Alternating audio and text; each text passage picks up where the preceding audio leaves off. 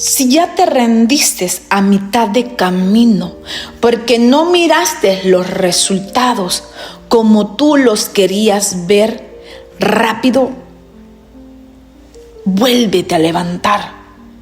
Levántate, persevera, sé disciplinada, sé constante, que lo vas a lograr.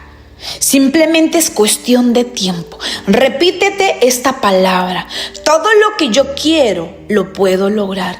Simplemente es cuestión de tiempo.